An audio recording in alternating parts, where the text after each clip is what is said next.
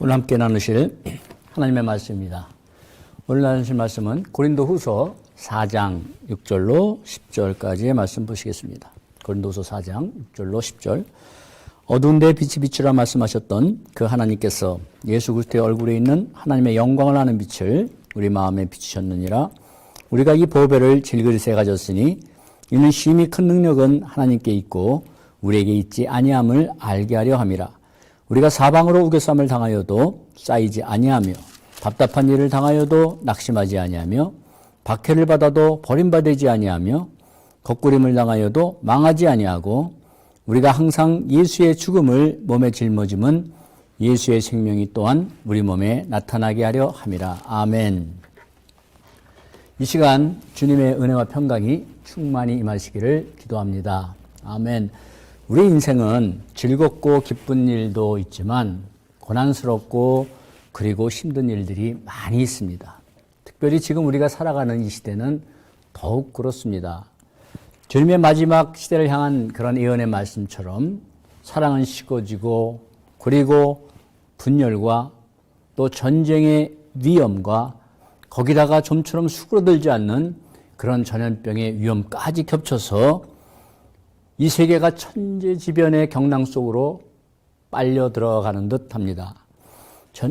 타인과의 관계에서도 감사와 위로와 즐거움을 주기보다는 불평과 비난과 상처를 줌으로 말미암아 서로의 관계가 냉정해지고 그리고 상처 속에 우리는 살아가는 많은 경우들을 우리는 보게 됩니다. 이런 세상이 저와 여러분들에게 주는 것은 즐거움이 아니라 낙심과 불안과 미래에 대한 두려움이죠. 그러나 오늘 말씀은 그 어떤 상황 가운데서도 낙심하지 아니하고 오히려 자신에게 주신 그 주님이 주신 그 사명과 목적을 향하여 승리의 삶을 살아가는 그런 바울의 고백이 담겨 있고 그 고백과 그 승리의 능력은 오늘 우리에게 임하도록 주시는 말씀입니다. 우리가 4장 1절 말씀을 보면 그러므로 우리가 이 직분을 받아 긍휼하심을 입은 대로 낙심하지 아니하고 라고 시작을 하고 있습니다. 우리가 이 직분을 받아. 여러분, 우리가 받은 이 직분이 그러면 무엇입니까? 3장 8절에는 이렇게 증거하고 있습니다. 하물며 영의 직분은 더욱 영광이 있지 않겠느냐? 9절에는 정죄의 직분도 영광이 있은즉 말씀합니다. 의의 직분은 영광이 더욱 넘치니라. 영의 직분은 더욱 영광이 있지 아니하느냐? 의의 직분은 영광이 더욱 넘치느니라. 아멘. 바로 이 말씀대로 예수 그리스도의 십자가의 대속을 통해서 우리에게 주신 영광스러운 직분입니다. 물론 당시 사도라는 직분, 그리고 오늘날 목사와 장로와 권사와 집사라는 이런 모든 직분들, 그런 다양한 직분이 있지만 복음을 통해 구원받은 성도들은 모두 영의 직분자들이요 의의 직분자들입니다. 이 영광스러운 직분자들을 3장 6절에서는 새 언약의 일꾼이다 라고 증거하고 있습니다. 그러므로 여러분, 주님이 주신 영광스러운 직분, 의의 직분, 새 언약의 일꾼은 동일한 직분을 의미하고 저와 여러분들이 받은 직분입니다. 이렇게 여러분, 새 언약의 일꾼, 즉 옛 언약인 율법에 매여서 정죄하는 직분자가 아니라 새 언약인 그리스도의 복음을 위하여 충성되게 살아가는 자들, 바로 주님의 은혜로 구원받은 성도들입니다. 그렇다면 우리가 이 영광스러운 직분을 어떻게 받았다고 증거합니까? 긍휼하심을 입은 대로. 아멘. 바로 이겁니다. 하나님의 긍휼하심으로. 우리의 어떤 자격이 있어서가 아니라 오직 하나님이 주신 은혜로 말미암아 이런 영광스러운 직분을 받은 저와 여러분들이 됐다는 말씀이죠. 이 하나님의 긍휼로 주신 복음의 은혜를 잊어버리면 결코 이 영광스러운 직분을 주신 하나님의 뜻과 목적대로 하나님의 영광을 위하여 살아갈 수가 없는 겁니다. 지난 시간 말씀드린 대로 은혜를 잊어버린 그러한 모든 행위는 그가 직분이 무엇이든 그의 열심이 어떻든 그 행위는 하나님 앞에 상대를 내지 않는 껍데기이기 때문이다 라고 말씀드렸죠. 예. 근데 7절 말씀을 보면 이 영광스러운 직분자를 어디에 두셨다고요? 연약한 질그릇에 두셨다. 질그릇에 비유하고 있습니다. 우리가 이 보배를 질그릇에 가졌으니 이는 심히 큰 능력은 하나님께 있고 우리에게 있지 아니함을 알게 하려 함이라. 아멘. 하나님께서 인간을 창조하실 때 강한 무쇠덩이로 만드신 것이 아니라 연약한 흙으로 창조를 하셨습니다. 여기서 흙이란 단어는 시편 90편 3절에 주께서 사람을 티끌로 돌아가게 하시고 라는 말씀대로 티끌 먼지라는 의미입니다. 이렇게 인간의 육체는 병들어가고 그리고 쇠하여가고 연약한 존재로 살다가 결국에는 죽게 되고 그 후에는 하나님의 심판대 앞에 설 수밖에 없는 그러한 연약하고 무가치한 존재들이라는 말씀입니다. 그러나 거기서 인간이 끝이라면 우리에겐 절망이죠. 아무 소망이 없죠. 그러나 그와 동시에 큰 능력이 있고 귀한 존재라고 오늘 7절 말씀에는 분명하게 증거하고 있습니다. 그 이유가 뭡니까? 약하고 보잘것없는 질그릇 안에 보배가 담겨있기 때문이라 말씀입니다. 그렇다면 우리 안에 담겨진 질그릇 안에 담겨진 보배가 어떤 보배인가라는 말씀입니다. 우리 6절 말씀으로 다시 돌아가면 어두운 데에 빛이 비추라 말씀하셨던 그 하나님께서 예수 그리스도의 얼굴에 있는 하나님의 영광을 아는 빛을 우리 마음에 비추셨느니라. 아멘. 이 말씀대로 태초에 빛을 창조하신 그 하나님께서 우리 마음에 비추신 빛, 그리고 하나님의 영광을 아는 빛, 바로 그 빛이 어떤 빛입니까? 바로 구원의 빛 대신 그리스도 안에서 살아가는 성도들에게 비추신 질그릇 같은 우리 안에 담긴 영원한 그리스도의 생명, 그리스도의 복음을 의미하고 있지 않습니까? 바로 이것이 우리 안에 가진 보배죠. 창세기 1장에 보면 빛을 창조하시는 말씀이 기록되어 있죠. 땅이 혼돈하고 공허하며 흑암이 깊은 위에 있을 때 하나님께서 빛이 있으라 하시니 빛이 있었더라. 빛을 비추셨습니다. 이 말씀 속에서 우리는 혼돈하고 공허하고 어두운 세상 가운데 구원의 빛을 비춰주실 복음을 우리는 보게 됩니다. 이사야서 9장 2절에 흑암에 행하던 백성들이 큰 빛을 보고 사망의 그늘진 땅에 거하는 자들이 그들에게 빛을 비추도다 라고 기록되고 있습니다. 이 말씀대로 여러분, 죄와 사망 권세에 짓눌려서 어둠의 세상, 이 땅에 빛으로 오실 그리스도를 우리는 보게 되는 겁니다. 이 빛으로 말미암아 우리가 더 이상 어둠의 자식이 아니라 빛의 자녀가 된 것입니다. 그러므로 여러분, 복음이란 뭡니까? 바로 어둠 가운데 있는 자들에게 빛을 비추어 주신 기쁜 소식이 바로 복음이에요. 어둠 가운데 있는 죄악된 세상에 빛을 비춰주신 것, 바로 그것이 복음입니다. 여러분, 지금 이 세상은 불안하고 혼돈 속에서 어둠은 더욱 깊어가고 있는 듯합니다. 그러나 어둠이 깊을수록 새벽은 더욱 가까이 다가오고 있음을 우리는 자각해야 합니다. 어두울수록 빛 대신 주님 앞으로 우리는 더욱 가까이 나아가야 합니다.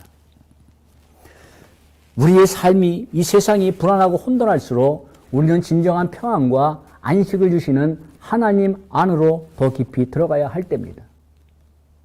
삶이 공허하고 무가치하게 여겨질수록 내 안에 십자가 대속을 통해서 주신 예수 그리스도의 생명이 담겨 있음을 우리는 한순간도 잊지 말고 살아가야 합니다. 아멘. 너희는 너희가 하나님의 성전인 것과 너희 안에 하나님의 성령이 계시는 것을 알지 못하느냐? 이 고린도전서 3장 6절의 말씀대로 거룩하신 성령님이 우리 안에 거하신다는 사실을 굳게 믿고 세상이 어떨지라도 우리는 거룩함과 담대함으로 살아가야 되는 줄 믿습니다. 아멘.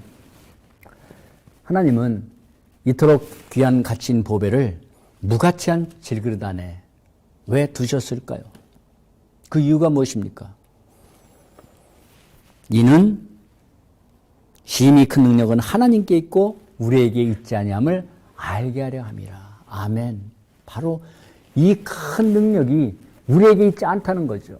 하나님께로부터 와서 하나님께 있다는 겁니다. 그러므로 이 큰 주신 능력은 바로 하나님의 영광을 위하여 하나님의 목적을 위하여 살아가도록 주신 하나님의 은혜의 선물입니다. 동시에 사명입니다. 고린도전서 1장 29절에도 이는 아무 육체라도 하나님 앞에 자랑하지 못하게 함이라 분명하게 말씀하고 있습니다. 이게 답이에요. 하나님 앞에서 자랑하지 못하게 함이라. 누구든지. 만약 우리 자신이 금그릇이라면 내 안에 담긴 보배를 자랑하지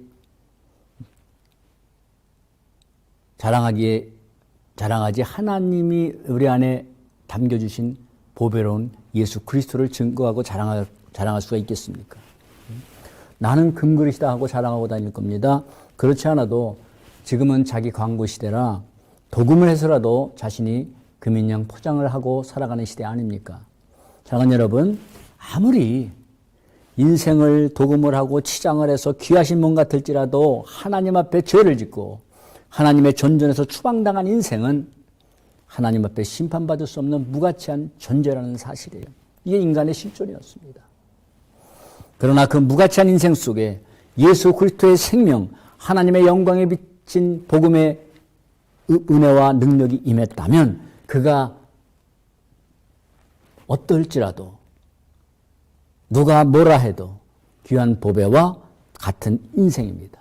하나님 보시기에는 귀한 존재였으며 귀한 존재라는 말씀이에요. 여러분, 하나님이 우리를 얼마나 귀하게 여기셨으면 사랑하는 독생자 예수 그리스도를 십자가에 내어주시기까지 우리를 사랑하셨겠습니까? 이스라엘 백성들이 출애굽을 해서 광야길을 갈 때 하나님께서는 그들이 어떤 존재인가를 분명하게 증거하고 있습니다. 출애굽기 19장 5절을 보시면 세계가 다 내게 속하였나니 너희가 내 말을 잘 듣고 내 언약을 지키면 너희는 열국 중에서 즉 모든 나라 중에서 내 소유가 될 것이다 라고 그들이 하나님의 소유됨을 다시 한번 강조해주고 있어요. 천지를 창조하신 하나님께서 모든 세계가 다 내 것이다, 나에게 속했다 했는데 또다시 이스라엘 백성들을 향하여 너희는 모든 나라 중에서 내 소유가 될 것이다 라고 다시 강조하시고 있습니다. 여러분, 너희는 모든 나라 중에서 내 소유가 되겠고 할 때 이 소유라는 의미는 단지 나에게 속겠다는 의미가 아니라 모든 소유 중에서 너희는 나에게 보물과 같은 존재다라는 언어적인 의미입니다. 바로 이것이 내 소유가 되겠고라는 의미입니다. 영어 성경에서도 shall be a peculiar treasure라고 분명히 보물이라고 증거하고 있습니다. 그러므로 여러분, 하나님의 백성들은 세상은 다 그렇다 할지라도 세상은 다 뭐 그렇게 사는데 할지라도 우리는 달라야 한다는 말씀이죠. 특별한 존재이기 때문에 바로 독특하게 하나님 앞에는 특별하고 독특한 존재이기 때문에 우리는 달라야 한다는 말씀입니다. 여러분, 이 개성의 시대에 우리는 하나님의 백성으로서의 개성이 뚜렷해야 합니다. 강해야 합니다. 세상이 교회와 성도들을 볼 때 자신들과 동일하게 보여줘서는 안 된다는 말씀이죠. 우리는 세상에서 불러냄을 받은 하나님의 특별하고 독특한 보물과 같은 존재들이기 때문입니다.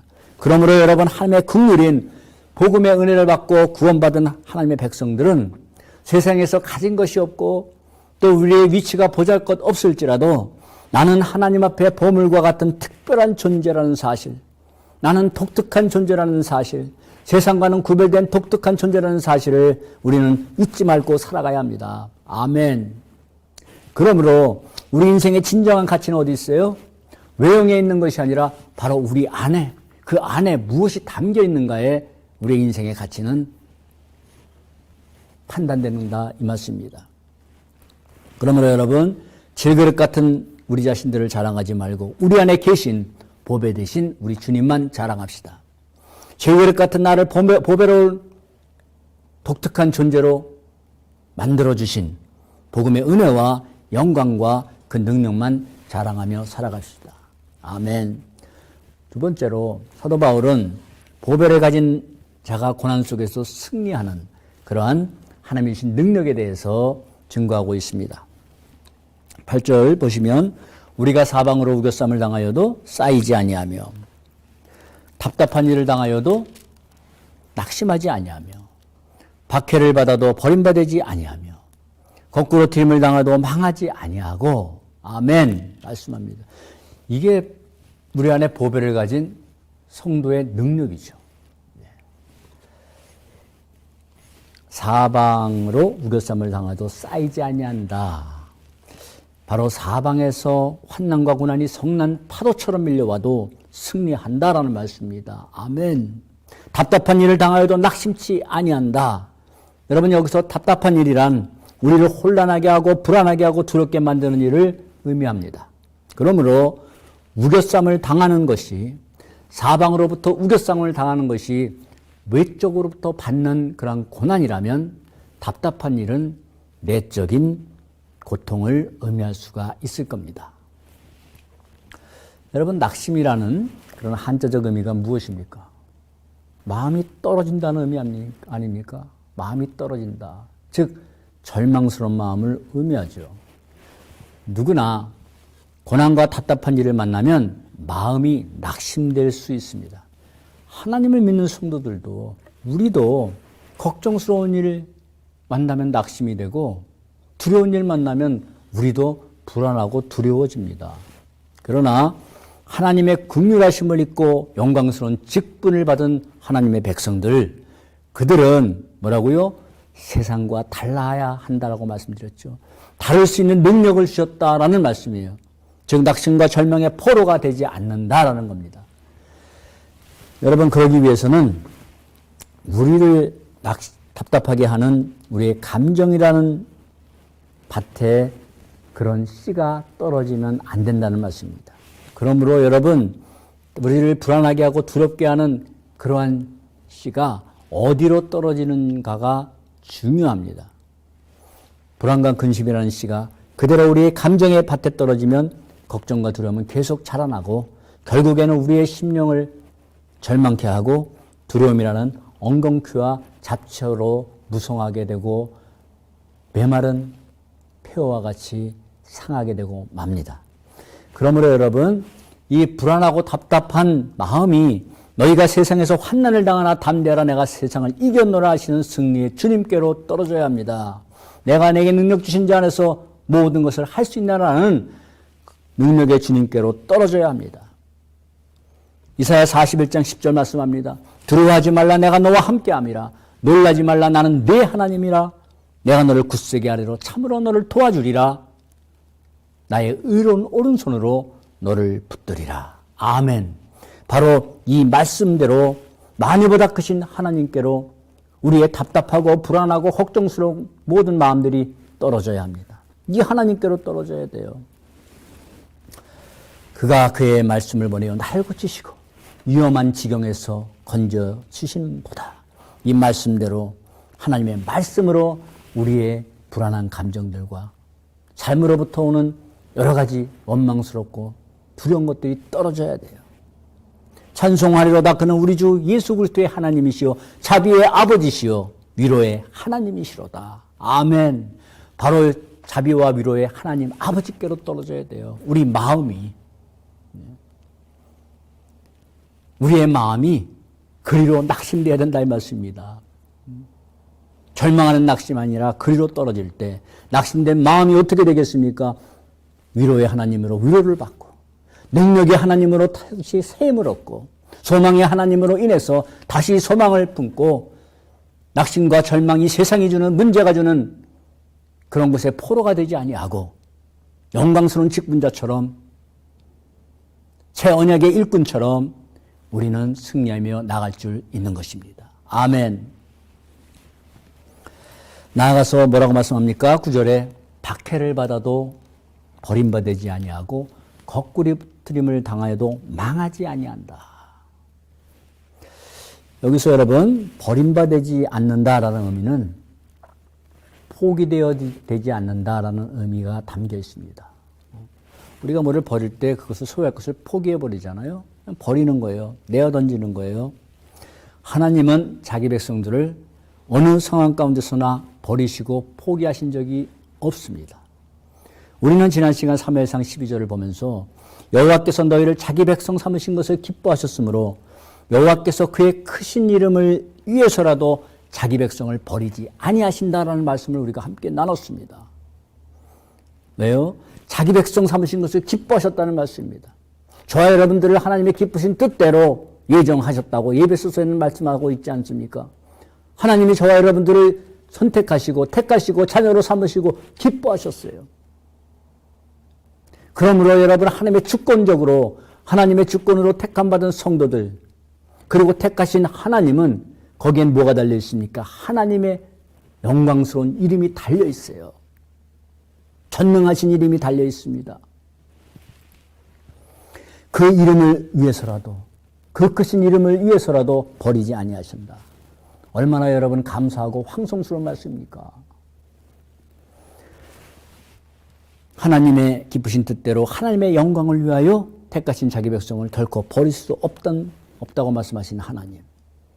독생자 예수 그리스도를 십자가 내어주시기까지 사랑하신 그 사랑을 하나님께서 어떻게 포기할 수가 있겠습니까? 우리가 좀 실수했다고 좀 연약한 모습으로 살아간다고 우리를 포기하실 수가 있겠습니까? 체험을 주셔서 더욱더 하나님의 백성답게 살아가도록 하는 징계라는 사랑의 회초리를 들어서라도 하나님은 우리를 빚어가신다고 말씀드렸습니다. 그러므로 여러분 하나님이 결코 포기하지 않는 그런 인생을 하나님도 포기하지 아니하시는데 내가 좀 고통스럽다고 내 마음대로 포기하는 것은 독생자 예수 그리스도를 내어주시면서까지 사랑하시는 하나님의 사랑과 하나님의 크신 이름을 위하여 택하신 하나님의 목적을 무시하는 죄악인 겁니다. 죄악인 거예요. 나아가 여러분 거꾸로 트림을 당하여도 망하지 않는다라고 증거하고 있습니다. 여기서 거꾸로 트림을 당한다는 것은 내어 던진 바 되어도 영원히 망할 수 없는 상태를 의미합니다. 사도 바울이 많은 박해 받았죠. 예. 박해를 받아도 거꾸로 트림을 당해도 그가 담대할 수 있는 것은 그의 인간적인 용기가 아니라 결코 버리지 아니하시고 망하지 않게 하시는 하나님의 은혜와 능력이 그를 붙들고 있었기 때문입니다. 내가 살든지 죽든지 내 몸에서 그리스도가 존귀 되게 하나니 이는 내게 사는 것이 그리스도니 죽는 것도 유익함이니라. 아멘. 정말 멋있는 고백입니다. 아무나 할 수 있는 고백이 아니죠. 인간은 누구나 죽음 앞에서 두려워지고 나약해질 수밖에 없습니다. 그럼에도 죽는 것이 내게는 유익하다. 여러분 거꾸로 트림을 당해도 순교의 면류관을 쓰고 영광스럽게 주님 앞에 가겠다고 나오는 그런 믿음을 이길 방도가 어디 있겠습니까? 모두가 황제를 숭배하던 기독교 박해 시대에 오직 예수님만이 그리스도라고 외치고 고백하면서 그 신앙의 순교를 끝까지 지키다가 매맞고 옥에 갇히고 형장으로 끌려가 죽임을 당한 성도들, 그들의 믿음은 어디로부터 왔겠습니까? 정말 세상이 보기에 그들은 특별한 존재이고 독특한 존재 아니었겠습니까? 황제는 주라 고백하고 섬기겠다고 하면 괜찮을 텐데 왜 그걸 못해서 그게 얼마나 어려운 일이라고 고난과 핍박과 죽음의 길을 택하고 가는가? 그들은 달랐기 때문이에요. 그들은 하나님 앞에 보물과 같은 특별한 존재였기 때문이에요. 독특한 존재였기 때문입니다. 이런 성도들을 히브리서 11장 38절에 뭐라고 증거합니까? 이런 사람들은 세상이 감당할 수 없다고 분명하게 증거합니다. 이런 사람은 세상이 감당하지 못하느니라. 그러므로 여러분 하나님의 은혜와 능력의 복음은 아무리 세상이 조롱을 하고 그리고 버리고 짓밟고 거꾸로 틀려도 결코 버림받지 아니하고 결코 망할 수 없는 전지전능하신 하나님의 복음이시기에 여러분 그 복음을 품고 증거하며 살아가는 자, 그 복음을 그 복음을 품고 증거하며 살아간 자는 또한 버림받지 아니하고 거꾸로 트림을 당해도 결코 망할 수 없는 영광스러운 하나님의 백성들임을 믿습니다. 아멘. 사랑하는 여러분, 우리의 보배가 되신 주님이 성문 밖 갈보리 십자가에 던져져 운명하는 그 순간, 세상이 볼 때 주님도 망한 인생을 사신 것 같고 그 주님을 따르던 제자들, 그들도 망한 인생을 살았고 기독교도 망하는 줄 알았을 겁니다.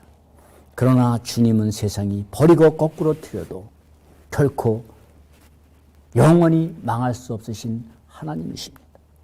그 주님이 저와 여러분들과 함께 하신다면, 나와 함께 하신다면 우리 또한 잠시 이 세상에서 실패하고 버림받고 망한 것 같은 순간이 올지라도 우리는 영원히 망하지 않는 보배로운 하나님의 백성들임을 굳게 믿고 살아가십시다. 아멘. 할렐루야. 세상이 볼 때 망한 것 같아도, 버림받은 것 같아도 우리는 결코 망할래야 망할 수 없는 예수님의 생명, 영원한 생명이 우리 안에 계시고 거룩하시고 전능하신 하나님의 영이시며 그리스도의 영이신 성령님이 우리 안에 계시기에 결코 우리는 망한 인생이 아니라는 사실이에요. 그러므로 여러분, 저 여러분들도 질그릇 같은 육신은 핍박을 받아도 주님을 향한 믿음은 절대 포기되지 말아야 합니다. 하나님을 조롱하고 순전한 믿음을 핍박하는 이 마지막 시대의 폐역함 앞에서 우리는 하나님을 향한 믿음, 오히려 더욱 뜨겁게 타올라야 합니다. 아멘. 요한복음 11장에 나는 부활이요 생명이니 나를 믿는 자는 죽어도 살겠고 살아서 믿는 자는 영원히 죽지 아니하리라. 이것을 너희가 믿느냐? 아멘. 바로 이 주님의 약속 앞에 아멘이십니까? 아니면 죽어봐야 할 것 같습니까? 이 주님의 약속을 굳게 믿고 살아가는 자가 영원히 망하지 않는 성도의 특권이며 영광입니다. 그리고 능력입니다.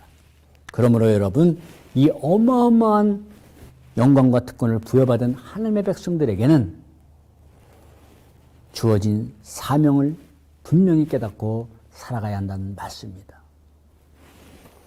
10절 말씀은 질그릇 같은 우리가 보배로운 자가 되도록 하신 목적과 사명에 대해서 증거하고 있습니다. 우리가 항상 예수의 죽음을 몸에 짊어짐은 예수의 생명이 또한 우리 몸에 나타나게 하려 함이니라. 아멘. 바로 이것이 우리 안에 예수의 생명을 주신 목적이죠. 하나님의 목적입니다, 여러분. 그렇다면 여러분 질문하겠습니다. 우리 안에 있는 보배가 가장 분명하게 드러나는 때가 언제입니까? 주님께 향유 옥합을 드린 마리아의 믿음이 드러날 때가 언제였습니까? 주님, 제가 이 비싼 향유를 다음에는 꼭 드리겠습니다 하고 약속할 때입니까? 아니면 주님이시기에 아깝지만 주님이시기에 좀 덜어드릴 때입니까? 이런 모습은 우리가 많이 하는 행동이죠. 그죠? 다음에요. 다음에 꼭. 주님이시기에 드려야 되겠기에 내 필요한 것 다 계산해 놓고 주님께 좀 덜어드릴 때 우리가 많이 하는 행동일 겁니다. 사랑하는 여러분, 바로 옥합에 있는 향유가 그 냄새가 진동하도록 흘러나오고 주님이 그 모습을 기뻐하실 때는 마리아의 향유 옥합이 깨어질 때였습니다. 깨어질 때 주님을 향한 마리아의 믿음이 드러났고 기드온의 항아리가 깨어졌을 때 그 속에 담긴 횃불이 밝히 드러난 것처럼 교만이라는 우리의 질그릇이 깨어지고 세상 탐심이라는 우리의 질그릇이 깨어지고 자기 우상이라는 질그릇이 깨어질 때 비로소 우리 안에 있는, 우리 안에 담긴 보배이신 그리스도가 나타나시는 겁니다. 그럴 때 우리도 예수의 흔적을 가진 자로 진정한 그리스도인들이 되는 것 아니겠습니까? 그럴 때 우리의 삶을 통해서 예수의 향기가 드러나는 것 아니겠습니까? 그럴 때 우리도 내가 그리스도와 함께 십자가에 못 박혔나니 그런즉 이제 내가 산 것이 아니요 내 안에 그리스도가 사신 것이라는 이 갈라디아서 2장 20절의 이 사도 바울의 고백이 그의 고백만이 아니라 바로 우리의 삶의 고백이고 우리의 증거가 되는 것 아니겠습니까? 아멘. 그러므로 여러분 10절에 증거하지 않습니까? 예수의 생명이 우리 몸에 나타나는 길, 그것은 예수의 죽음을 몸에 짊어지는 것이다. 바로 자기 십자가를 지고 주님의 고난에 동참하라는 말씀입니다. 언제요? 우리가 항상 예수의 죽음을 몸에 짊어지면 항상입니다. 항상. 이렇게 사도 바울은 항상 주님을 위한 고난과 순교의 각오로 삶을 항상 살았던 겁니다. 그런데 우리는 어떻습니까? 영원한 생명을 주시는 주님을 우리가 찬양하면서도 자기를 부인하고 십자가를 지고 나를 따르라, 자기 십자가를 지고 나를 따르라 하시는 주님의 명령의 앞에, 그 주님의 부르심 앞에 우리는 못 들은 척하고 또 엄청 바쁜 척하고 다음에는 꼭 따르겠습니다. 일방적으로 연기하고 다음에는 꼭이라는 그 다음은 도대체 언제인지 계속 다음이 되고 이렇게 여러분 계속 주님을 경홀히 여기며 살아간다면 어느 날 다음이라는 날은 영원히 오지 않는다는 사실을 우리가 분명하게 알아야 할 것입니다. 우리의 모든 때와 모든 것을 주관하시는 분은 하나님이시기에 우리가 약속한 그 다음이라는 때 우리가 보장할 수 없다 이 말씀입니다. 사랑하는 여러분, 주님을 위한 고난 없으면 영광도 없고 그리스도와 함께 죽지 않으면 그리스도와 함께 살 수도 없는 겁니다. 요즘 우리는 정말로 힘들고 그리고 불안하고 답답한 시간들을 우리는 보내고 있습니다. 그러나 그럴수록 하나님의 은혜를 다시 생각하고 내가 얼마나 영광스러운 존재인지를 다시 자각하고 내 안에 얼마나 큰 능력이 있는가를 되돌아보고 회복하는 시간이 되라고 주님은 말씀하십니다. 이럴 때일수록 자기 십자가를 지고 우리 안에 주신 예수 그리스도의 영원한 생명을 더욱 선명하게 드러내며 살라고 말씀하십니다. 모든 환난 가운데서 위로하시고 승리하시는 주님이 오늘도 우리와 함께 하시기 그 하나님을 굳게 붙들고 보배로운 인생을 살아가라고 말씀하십니다. 말씀을 맺겠습니다. 질그릇 같은 우리가 귀한 이유 무엇입니까? 첫 번째로 보배 되신 주님의 은혜가 임했기 때문입니다. 두 번째는 모든 고난과 역경 속에서도 두려움 속에서도 승리케 하시는 주님의 능력이 임했기 때문입니다. 세 번째는 보배 되신 예수 그리스도의 생명을 증거하는 영광스러운 직분자들이기 때문입니다. 아멘. 그래서 우리는 질그릇 같은 우리 안에 보배가 담기지 않은 세상 사람들과 우리는 달라야 합니다. 특별해야 합니다. 독특하게 살아가야 합니다. 아멘. 기도하시겠습니다. 주님, 우리는 작은 고난과 상처에서도 부서지고 낙심할 수밖에 없는 연약한 질그릇입니다. 그럼에도 우리에게 구원의 빛 되신 주님을 증거하는 영광스러운 직분을 주시고 감당하게 하심은 주님이 질그릇 같은 우리와 함께 하시기 때문입니다. 이 은혜와 능력을 깊이 깨닫고 주신 새 언약의 직분을 충성되게 감당하는 교회와 하나님의 자녀들이 되게 하여 주시옵소서. 우리 함께 간절한 마음으로 기도하겠습니다.